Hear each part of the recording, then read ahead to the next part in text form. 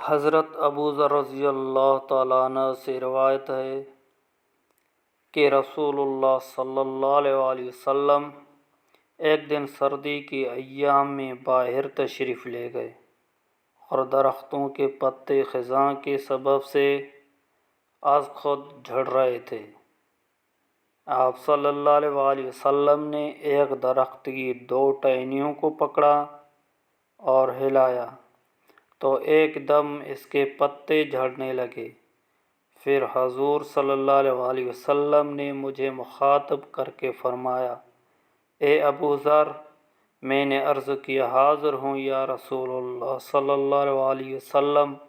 آپ صلی اللہ علیہ وآلہ وسلم نے فرمایا، جب مومن بندہ خالص اللہ تعالیٰ کے لیے نماز پڑھتا ہے تو اس کے گناہ ان پتوں کی طرح جھڑ جاتے ہیں۔